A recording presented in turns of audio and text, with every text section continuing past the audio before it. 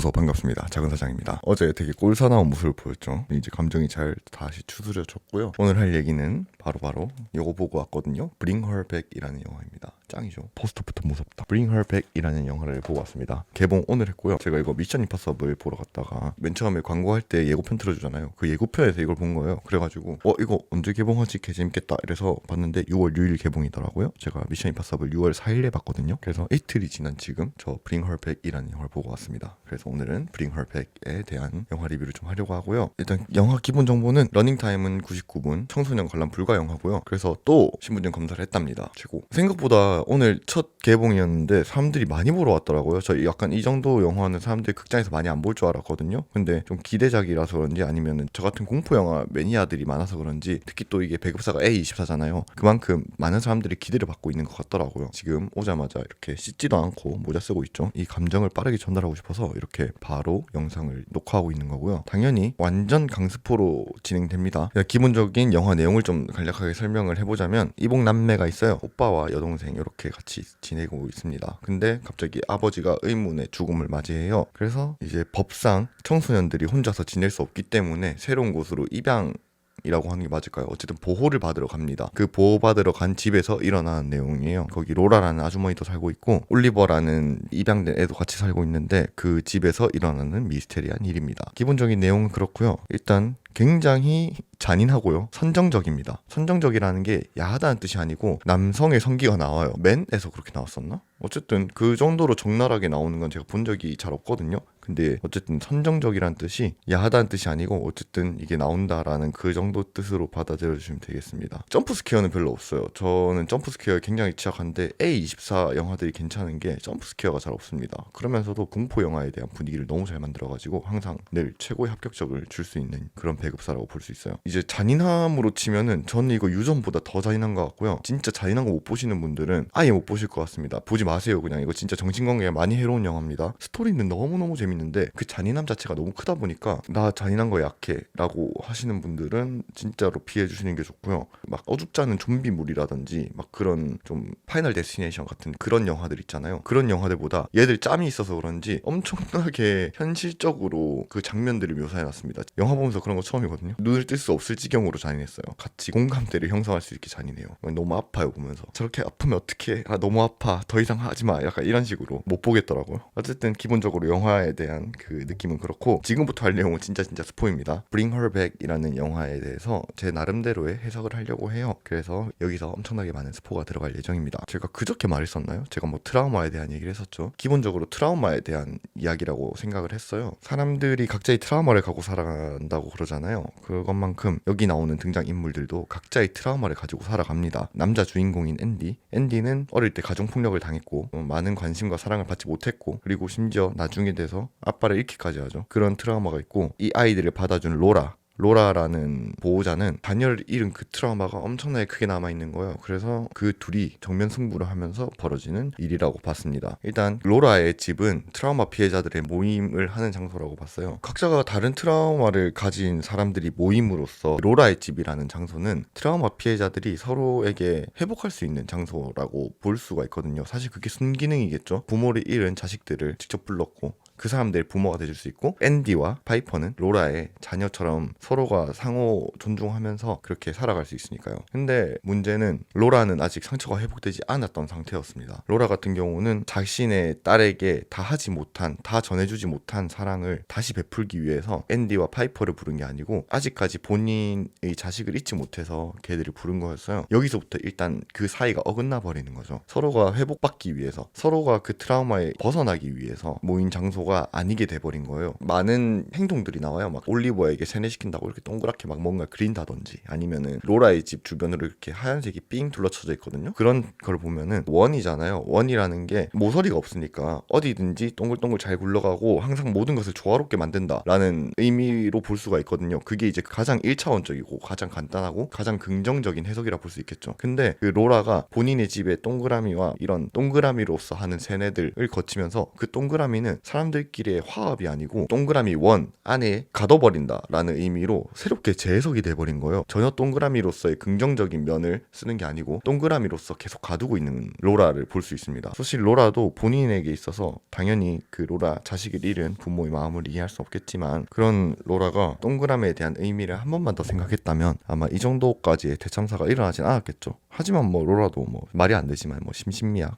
뭐 그런 거로 친다고 일단 칩시다. 말이 안 되지만 앤디의 트라우마는 흐르는 물이에요. 이게 앤디의 아빠가 본인에게 가정폭력을 저질렀든 뭐여든 간에 이제는 그 갈등이 해소가 됐고 어쨌든 부자 관계로서 잘 지내고 있었는데, 아빠가 갑자기 샤워실에서 의문의 죽음을 맞이했다 그랬잖아요. 그 의문의 죽음을 맞이한 것 때문에 앤디는 샤워실에서 샤워를 못하게 돼요. 그러니까 흐르는 물에 대한 공포가 생기게 됩니다. 그게 특히나 샤워실에서는 크게 발현이 되고요. 그리고 그 앤디는 앞을 보지 못하는 자신의 이복 동생 파이퍼 때문에 본인이 그 트라우마를 모두 다 짊어지고 살아가야 돼요. 여기서 앤디의 조그마한 실수가 나오긴 하는데, 그 실수가 뭐냐면은 너무 동생을 아끼는 마음에서 본인의 힘듦을 다 표출하지 않았다는 점입니다. 파이퍼는 앞을 보지 못하잖아요. 그래서 이 파이퍼라는 아이는 굉장히 순수하고 그 순수한 만큼 내가 보고 듣는 게 정말 진실일까? 라고 생각하는 게 많아요. 그래서 항상 자신의 눈이 되어주는 앤디에게 이것저것 물어보고, 그리고 혹시라도 이게 나를 위해서 해주는 거짓말이 아닐까? 라고 생각이 드는 부분이 있으면 그 남매들 둘이서 짜놓은 비밀 단어 자몽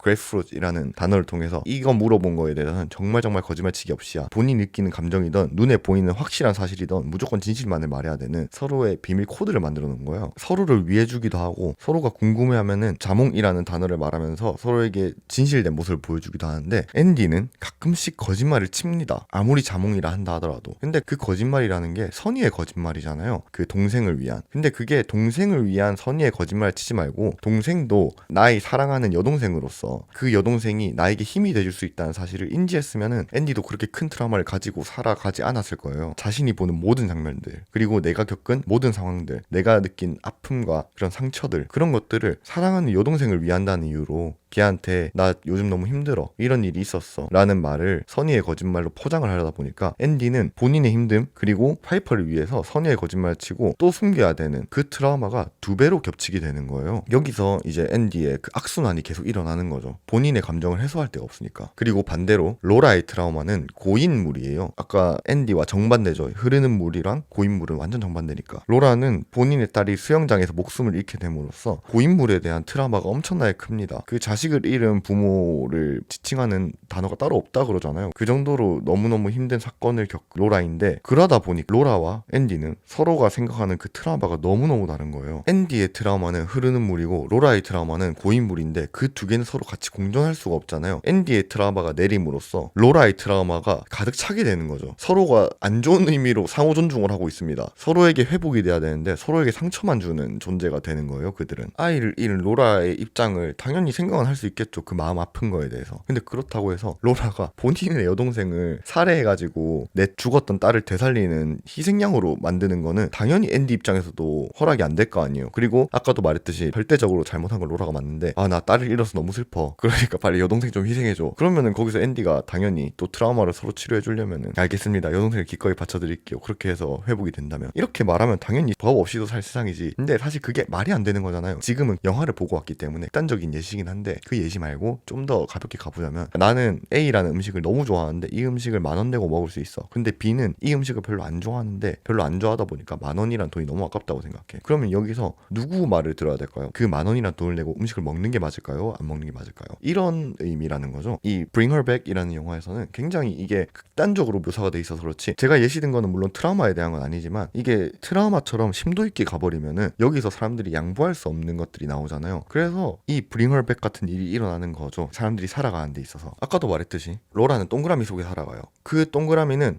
올리버를 가둬놔요. 올리버가 그 원 밖으로 나가면 갑자기 지 혼자서 막 난 나갈래 하면서 방언이 터지기 시작합니다. 근데 마지막 장면 보면은 올리버가 스스로 그 원 밖에 나가고 애가 죽을 듯이 막 몸부림을 쉬다가 제정신으로 돌아와요. 그렇듯이 동그라미라는 존재가 서로가 서로를 위해서 살아가는 공존, 화합이라고 생각하면은 그 동그라미는 제 기능을 할 수 있었을 텐데, 로라가 만들어 놓은 동그라미는 사람들을 가두고 억압하는 존재로 사용하기 위해서 만든 동그라미니까 그 안에서 살아가는 애들은 그 트라우마에서 평생 갇혀 살 수밖에 없는 거예요. 거기에 심지어 로라의 가스라이팅까지 들어갔죠. 이 원을 벗어나면 넌 죽는다 라는 가스라이팅이 들어갔는데, 올리버는 결국 마지막에 나는 이 트라우마에서 벗어나고 싶어, 그러니까 차라리 난 죽는 게 낫겠어 라고 생각하고 그 원 밖을 나간 그런 결심이었겠지만, 용기가 아니고 슬픈 용기였겠지만 결국 그 로라가 만든 그 부정적인 원에서 벗어나니까 올리버는 다시 구출될 수 있었고 본인만의 행복을 찾아갈 수 있을지 모르겠네요. 이것도 트라우마가 될 테니까 본인만의 행복을 찾아가겠죠. 파이퍼가 굉장히 순수하잖아요. 앞을 보지 못하니까. 하지만 앞을 보지 못하는 만큼 거기서 더욱더 다양한 시선을 들려줬어야 했다고 생각해요. 앤디는 절대적으로 파이퍼의 편이었습니다. 하지만 거기 있어서 파이퍼는 오히려 앤디를 믿지 못하게 되는 거예요.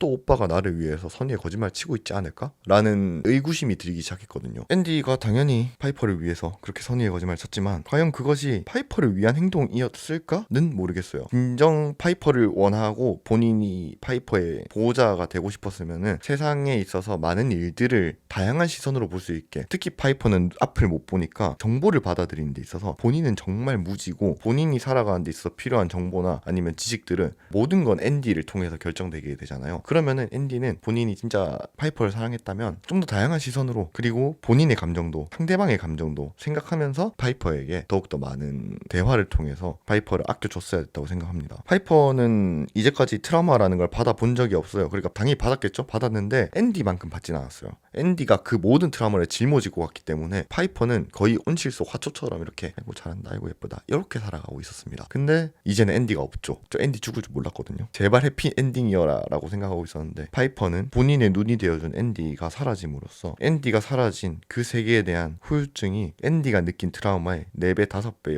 10배 정도까지 더 크게 느껴질 것 같습니다. 저희도 독감 예방 접종 같은 거를 맞잖아요. 사람들이 다. 독감 예방 접종 맞으면 진짜 아프거든요, 그거. 근데 독감 걸려서 더 아프기 전에 미리 조금 아픈 걸 맞아가지고 그 더 아픈 독감을 안 맞기 위해서 저희가 예방주사라는 걸 맞는 거잖아요. 하지만 파이퍼는 그런 예방 접종을 맞지 못했죠. 그런 점에서 파이퍼는 이제 앞으로 살아가는 데 있어서 아마 크나큰 역경과 고난을 헤쳐나가야 할 것입니다. 그 역경과 고난을 헤쳐나갈 수 있다면은 그거는 정말 파이퍼가 강한 아이는 맞는데 솔직히 말해서 거의 불가능에 가깝다고 볼 수는 있을 것 같아요. 아빠도 잃었지, 오빠도 잃었지, 그리고 앞도 안 보이지, 이제는 누구를 믿어야 될지도 모르겠지. 그 모든 게 다 겹치면서 솔직히 말해서 이게 그 엔딩이 올리버 구출되고 그 다음에 파이퍼 구출되고 이렇게 둘만 살거든요. 그 둘만 사는 게 해피엔딩은 아닌 것 같아요. 그러니까 올리버도 이미 그 왜 상을 너무 많이 입었어요. 올리버도 악마의 빙이 되면서 막 이빨 다 깨지고 흉터 개심하고 막 이러거든요. 그리고 파이퍼는 이제 외상 자체는 그렇게 크게 심하지 않은데 사람들에 대한 신뢰가 완전 0이 됐을 거 아니에요. 그런 점에 있어서 보면은 그 둘이 살아남았다는 게 과연 이게 좋은 일인가 생각이 들진 않습니다. 저는 세상이 너무 아름답다고 보거든요. 근데 그 반대로 세상은 정말 정말 더러운 곳이다 라고도 생각을 하고 있어요. 세상은 아름다울 수도 있고 더러울 수도 있는데 난 절대로 더럽게 물들지 않을 거라고 항상 생각하고 살아간단 말이에요. 근데 그런 세상에 있어서 파이퍼가 더러운 세상을 선택할지 아름다운 세상을 선택할지 그걸 모르겠다는 거죠. 근데 파이퍼의 지금 심리 상태라면은 파이퍼를 구원해줄 수 있는 사람이 하나도 없습니다. 세상을 당연히 아름답게 보면은 야 괜찮아 이퍼야, 그 정도의 상처를 받았지만 세상에는 좋은 사람이 많단다 라고 위로해줄 수 있지만 그런 책임감 없는 위로를 어떻게 해줍니까? 제가 돌봐줄 것도 아닌데. 거기 있어서 그런 트라우마나 슬픔, 아픔을 가지고 있는 사람들은 이 더러운 세상 쪽으로 빠지기 쉬운 편이니까요. 올리버는 이 트라우마 모임에서 가장 큰 피해자죠. 올리버는 아무런 트라우마가 없는데 그냥 아가야일 뿐인데 미쳐버린 로라한테 납치를 당해가지고 와가지고 트라우마의 치유법은 사랑을 나눠줌으로써 회복을 하는 게 가장 좋은 회복 방법인데 로라라는 사람 자체가 회복하지 못했으니까 올리버에게 본인의 트라우마를 똑같이 퍼뜨리고 있는 거예요. 그러니까 최악의 상황이죠. 전염병처럼 그 트라우마를 옮겨가고 있는 거예요. 그 고립된 원이라는 거 있잖아요. 고립된 원을 부정적이라고 표현했는데 그 고립된 원을 어떻게 쓰느냐도 또 다른 거잖아요. 고립된 원에 본인의 아픈 상처를 딱 가둬놓고 너는 절대 이 트라우마가 회복될 때까지 나와서 안 돼. 이제 그 길 감옥으로서 쓰는 거죠. 가두는 데로서. 그리고 나는 이 트라우마가 끝나고 내 사랑을 사람들에게 다시 나눌 수 있으면 이 원에서 나간다. 이런 식으로 그 고립이라는 걸 쓸 수가 있는데 그 고립을 남을 와가지고 가두니까 본인만 가둬놓는 게 아니고 거기서 올리버는 가장 큰 피해자가 됐습니다. 올리버에게 트라우마가 있다면 그 악마가 트라우마겠죠. 본인에게 악마가 빙의가 되면서 본인의 몸이 내 몸이 아니게 돼버려.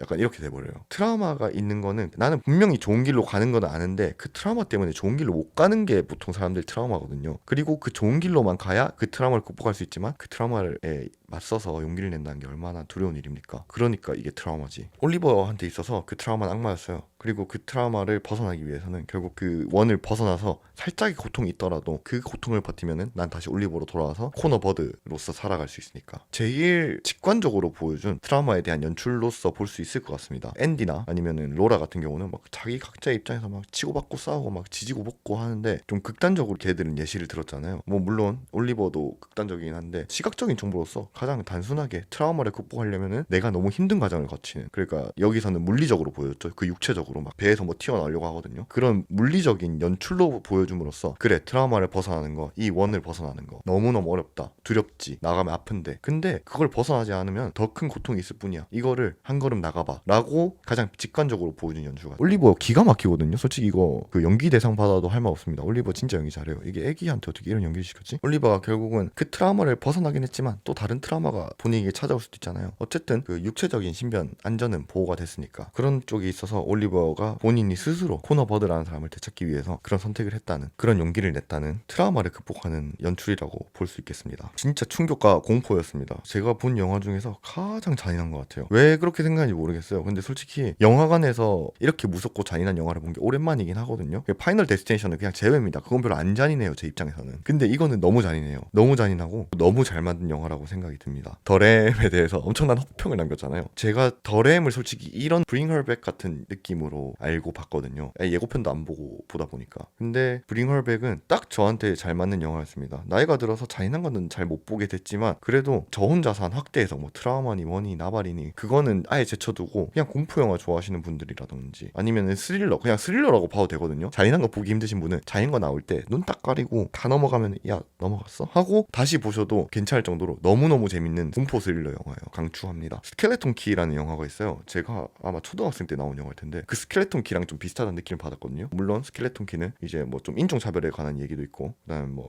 전형적인 공포 영화의 이야기지만 스켈레톤 키랑 마찬가지로 여기도 이제 영혼을 다른 사람 몸에 갖다 끼워 넣는다 이런 내용이기 때문에 겹쳐 보였던 면이 있었던 것 같습니다. 여러모로 이제 또 악마에 대한 연출, 그러니까 악마가 사람을 먹으면 그 사람으로 장산범처럼 흉내를 낼 수 있다는 그런 설정도 되게 재밌었고요. 뭐 하나 빠짐없이 공포면 공포, 스릴러면 스릴러, 그리고 뭐 이런 메시지면 메시지, 모든 게 하나 빠짐없이 훌륭했던 영화라고 생각이 들어요. 영화가 너무 좋아서 포스터도 받아오긴 했는데 이거 포스터 저 뒤에 걸어 놓으려고 받아왔거든요. 근데 이거 걸어 놓으면은 저희 대장님한테 들키면은 바로 이거 미쳤냐고, 이거 왜 걸어놨냐고 난리가 날 것 같아서 이거는 저 뒤에 숨겨 놓으려고 합니다. CGV에서 지금 이 포스터 주는 것도 다 그 이벤트 하고 있으니까 이거 보신 분은 받아가시면 좋을 것 같고요. 간만에 좀 영화 보고 신나가지고 이렇게 떠든 것 같네요. 진짜 정말 재밌었습니다. 이 감정이, 이 메시지를 빨리 이 영상으로 남기고 싶다라는 감정보다 그냥 단순하게 오랜만에 나온 웰메이드 공포 영화다라는 생각이 들었습니다. 가슴 뛰는 게 멈추지가 않아요. 무서워서 그런 건 아니고. 어쨌든 그렇습니다. 이거 이벤트 때문에 9,900원에 볼 수 있거든요. 그래서 더 비싸게 봤어요. 저 팀 멤버십으로 원래 영화 봐가지고 영화 한 편당 한 8,000원 정도로 보거든요. 근데 그거 9,900원 이벤트 하니까 원래 티켓 값이 10,000원 이상이 돼야 팀 멤버십 할인을 받을 수가 있는데 9,900원 되니까 팀 멤버십 할인을 못 받는 거예요. 그냥 무조건 9,900원 봐야 되는 거야. 그래가지고 오히려 비싸게 봤습니다. 아주 영악한 놈들이었죠. 어쨌든 그렇습니다. 이제 진짜 그렇습니다. 들어주셔서 봐주셔서 감사하고, 이상 간만에 너무너무 행복한 공포 영화를 보고 온 작은 사장이었습니다. 오늘은 여기까지. 보보 쪽.